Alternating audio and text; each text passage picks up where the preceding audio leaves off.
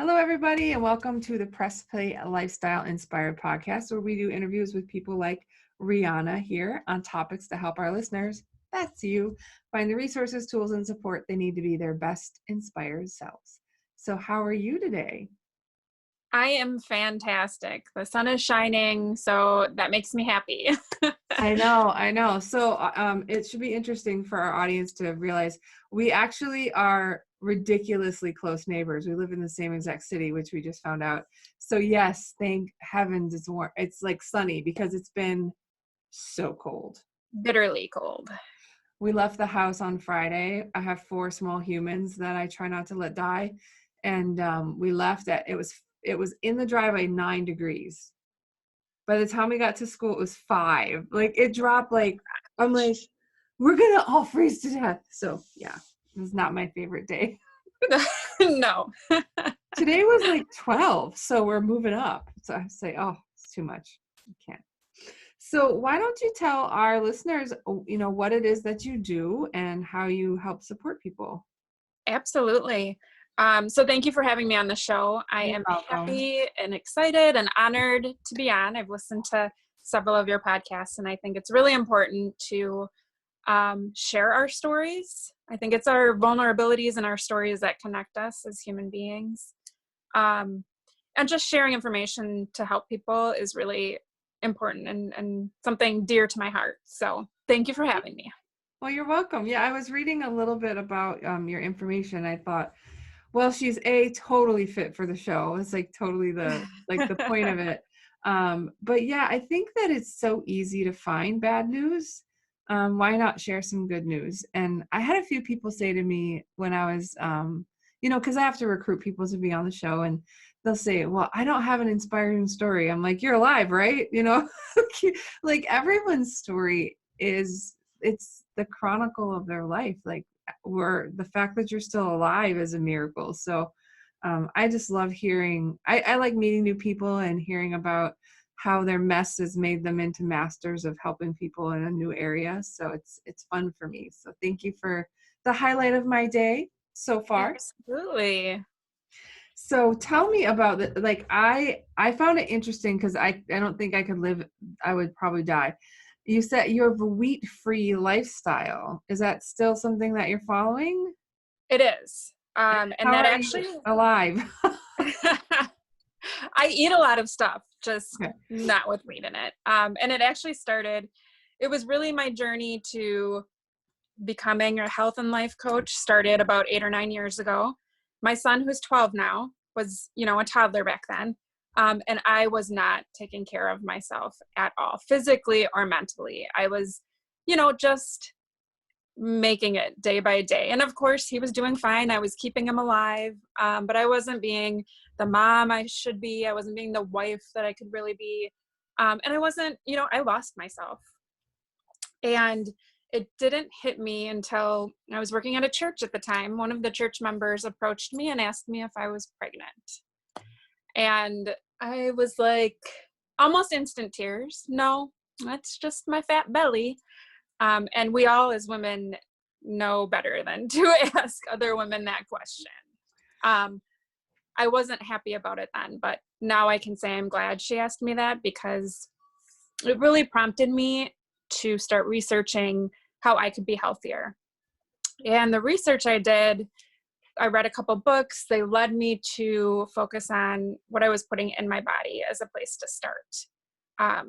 So those books, a couple of them were about removing wheat from your diet, and I tried it, and within 2 weeks I was sold. I was astonished at the benefits physically and mentally. Not only did I lose weight, but my headaches went away.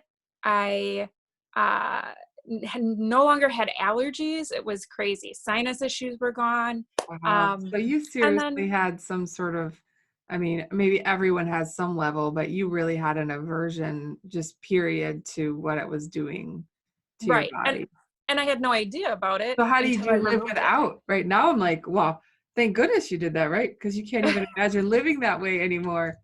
Right, right. I had the same experience, and it didn't change my life quite as radically as it changed yours, but I've had 4 children, and I was at a Wisconsin Disabilities Partners program where we get together. I have a child on the autism spectrum, and so we advocate for families who have children who have different supports that are needed. And this woman behind the counter was like, "Oh my God, how far along are you?" I'm like, "I'm in my 40s and I've had 4 kids. I'm just back." And Oh, she no. was like devastated. And then because I'm me and I felt bad because I was rude to her. And Right. I was like, "Wait a minute. She just asked me if I was pregnant." And I'm like, "I'm clearly not pregnant." I'm just like, my butt is the same size as my gut. So, I mean, come on. So, but yeah. And I'm like, we live in Wisconsin, people. You can't ask people that. Right, right. But luckily for you, it was something that helped you kind of spur some change. It And absolutely did. oh, that's wonderful.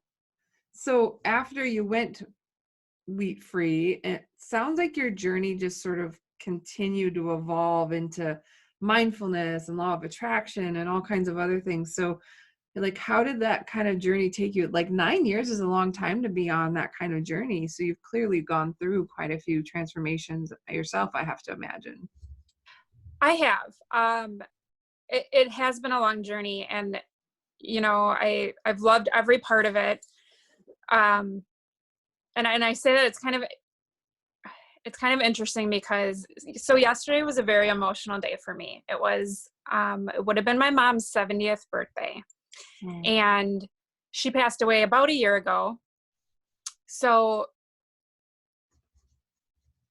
when I went wheat free, I was telling everybody about how I changed my life by doing this one little thing. And I had so many friends and family saying, you should be a wellness coach. You should help other people. And I'm like, no, I could never do that. That's not me.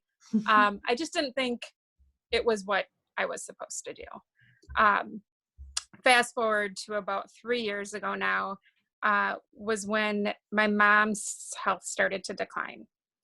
And that completely disrupted my life. Oops. Oh, there we Okay. go. Sorry. It completely disrupted my life. It shoved me violently into the sandwich generation where I was trying to take care of my mom, trying to take care of my son, trying to work.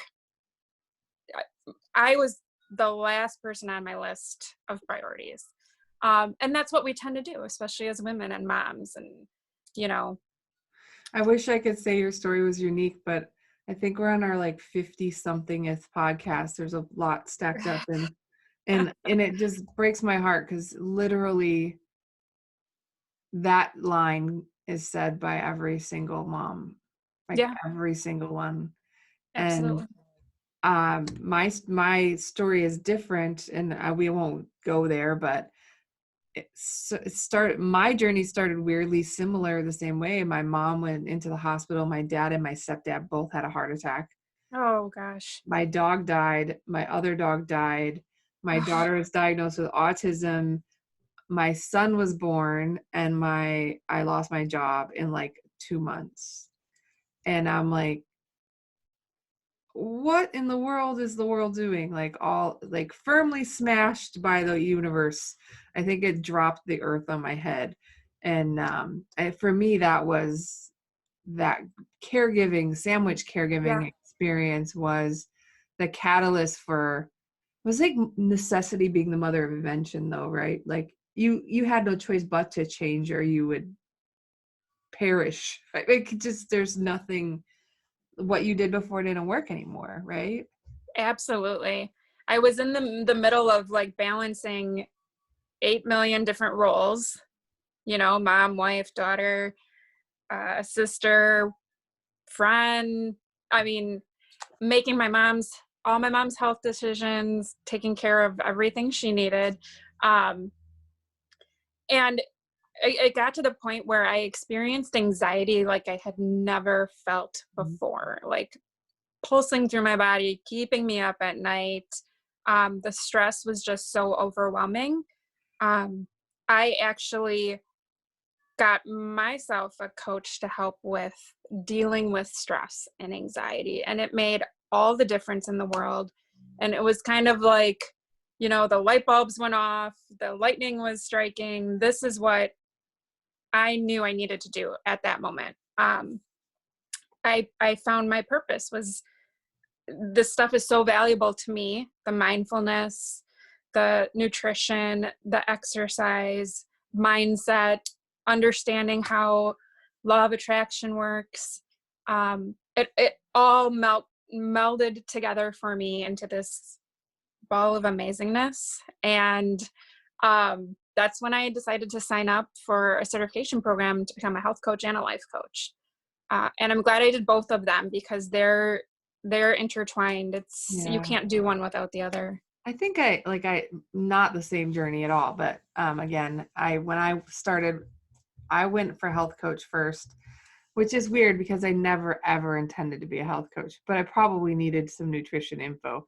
And then I did life coach and then exec coach, and there's some of the foundational components of transformation are foundational components of transformation, right? It's like you're a better health coach because you also learn some of the life, and you're a better life coach because you can integrate some of the health. Not that people who are specialized are great too, like, and it's amazing, but I think that having that broader base of knowledge, it can't hurt, at least not in the transformation space, and just continues to attract more possible solutions and ways to help people transform.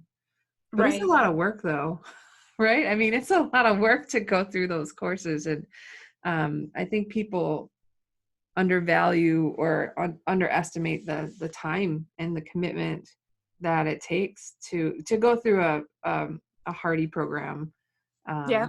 and make it like your life, your life's work. It's a little bit different than the like $25 like little life cert thing. Right. Absolutely. And it's this constant exercise of like putting puzzle pieces together to figure out what works best for your clients. Yeah, exactly. So I think one of the like I love your story and the reason that you kind of got into this, and I'm sorry yesterday was a bad day for you. My That's okay. I mean, it wasn't a bad day. It was just a well, very emotional day. my father's birthday was February 4th, and he passed away a year ago last year too. Mm-hmm. So it was like, just, you're mindful that they're not here because Yeah, it's like a special day. absolutely. Yeah. But one of the things that I think I saw, so you talk about, and you say you do some, you like to focus on self-care, helping with stress, mindfulness, habit change, nutrition, which I think are really foundational. Mm-hmm. What is your favorite kind of client to really like help them dig in and um, get the support that they need from someone like you? Yeah, it's absolutely people that are like me. It's the busy moms that are trying to figure out. I think my favorite is the women who are trying to figure out their true passion. Like they've lost themselves um, by being, you know, a mom and a wife and doing things for everybody else. And those are important things. You know, I'm a mom, but it doesn't necessarily define who I am. It's still Yeah. a very important piece of who I am. Um, so I love when I have clients who um, just they don't know where to start. So I'm giving them the tools and resources that they need, small ones, because little changes have big impacts. Um, and just kind of steering them in a direction where they're figuring out what makes them happy and what they want to do and what changes they need to make. Yeah, that's beautiful. Um, I don't know what else to say to that. I just think it's nice. One of the other pieces on there that I saw you kind of point out was, um, it seems like it was inspired perhaps by your mom's health decline, is that you like helping people learn how to avoid lifestyle illness. And Yeah. it was explicitly spelled out that way. So, um, what does that look like for you? Like if you're kind of coaching around that avoidance and helping people find a new path. Absolutely. And that's where that health coach certification training comes in. It's about those basic needs. We need food and water, and we need sleep, and we need exercise. And those are hard for us to fit into our lives. We're so busy. And again, we're putting other people before us. So going to the gym is not our top priority. So I really like to help people figure out how to hit that easy button. I make it easy to figure out what foods fuel you and what foods drain you. I have a program specifically to do that. And then I like to talk, I don't like to say exercise. I feel like it's a scary word and it's very intimidating and it sounds very strict. You have to exercise. I like to call it movement because sometimes it's literally just getting up and walking around for 10 minutes. And if that's all you can do on a daily basis, then you start with that. And that's how you build the habit. I call it M3. Mine is movement, meditation, and munching. Because it's more fun, right? But yeah, I think movement is a huge thing. I think when we do call it exercise, it makes us feel like we have to go run a marathon or something. But right. I remember I would stand up and just like walk around the house. Like we have this little mini like square loopy thing that you can walk. So I walk around and then stop and watch a show and then walk around. And my husband's like, "What are you doing?" And I'm like, "Well, I'm just getting some movement in." And he's like, "That's not going to help." He's like, "Well, I don't know, not ever moving my body at all and moving it some, it's not going to hurt." Right. Right. Like, so I right. think we set ourselves up for thinking like, it only counts if it's 30 minutes of intense aerobic exercise where you break a sweat and your heart rate's over target. Bleh. Yeah. And well, that's good, but like if you haven't moved your butt in like 3 months, maybe you should start with, walking to the mailbox and making sure you don't Right. break a leg. And yeah, I think that's what makes it hard sometimes for people to shift back because they think that they have to like somehow undo 43 years of bad decisions on moving versus reversing Exactly. today's decision, right? Yep. Like Yep. what can you do today? Get up and have that spontaneous dance party right there in your living room or your office or wherever you are. Be silly. We forget Yep. how to be silly, I think, too. Like play doesn't go away just because we get older, but we don't. Right. We're like, and then we wonder why our kids are like watching a lot of TV or on the video games or doing a lot of like stuff on the phones. Well, they're watching us not move, right? Absolutely. So one of the other things that I thought, well, you think you're very interesting in general, but you used to lead a lot of book clubs. So what is one of your favorite books that you kind of worked a group of people through with you? Sure. I've done this book a couple times and I will continue to read it probably forever because it's different every time you do it. And it's called E Squared. So it's E with the number 2. And it's by Pam Grout. And I believe that there are 9 real life experiments to show you how you create your world around you. And there are things you do with each chapter. You read the chapter, you have one experiment to do, and then you give it 48 hours to see if it works or not. There's one in there that's a little longer, but that one has been a lot of fun because we've done it in a Facebook group where you have a group of people and you give them, the deadline to read, and some people are slower, some people work ahead. That's just kind of the nature of reading books, I guess. People do whatever they want.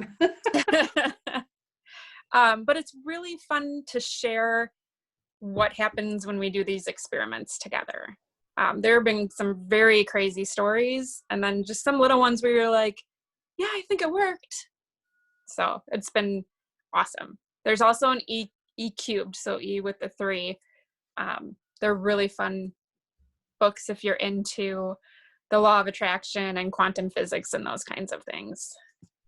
Yeah, I was going to say those feel very law of attraction-y, where Mm-hmm. you kind of co-create your reality, and which isn't actually part of, I don't know, a lot of people who study life coaching, I think that those types of things come into play, or those resources seem to be very common in those sort of specific um, careers or Sure. callings.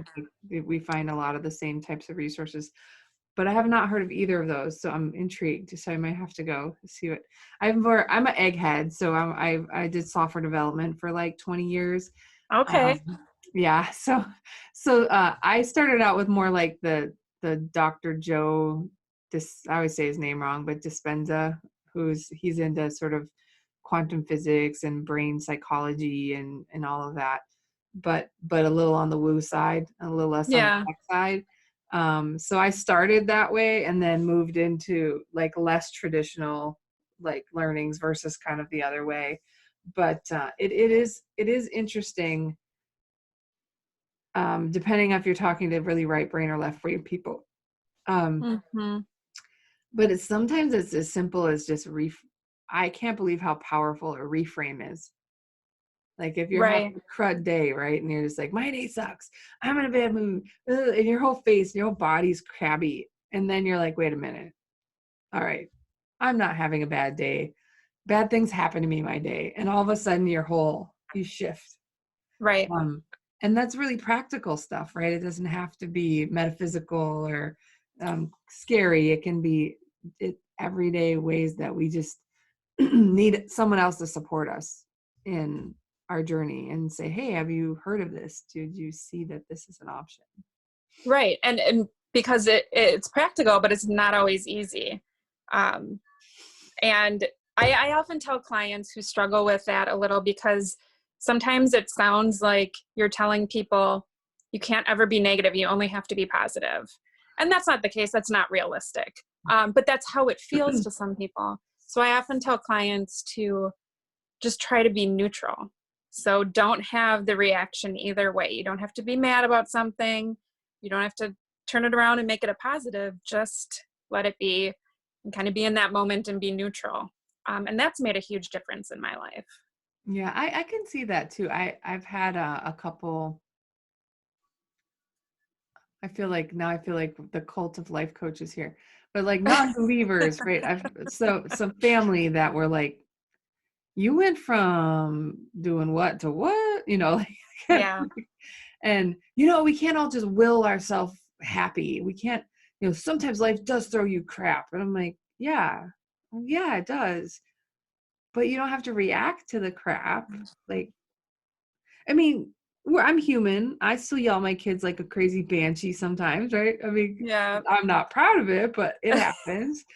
Um, but if you want to, you can change your reaction Yep. or your Absolutely. response. It's response, right? React is when you just kind of do. Respond is when you choose and do. Yep. And I think for me, I would say the same. It's been a life changer for Yeah. just kind of going, okay, wait a minute. My daughter who has special needs can't help that thing. So me being mean and angry is really not serving her or me. Right. So this is never going to end. It's always going to be this way, right? For the rest of the life that I have. I may need to figure out a new way of looking at this, even if it is rose-colored glasses, because it's way better than the poop-colored ones. I'm just going to say. So, Yes. Absolutely. yeah, I've had a few. So do you have any current like programs or offerings that you're promoting right now within your business that you'd like to share? I am. So I have one coming up. It's my Reset Your Body in 14 Days program. And this is something I do twice a year. I like to do it right before the holidays. So before people get all crazy and stressed out.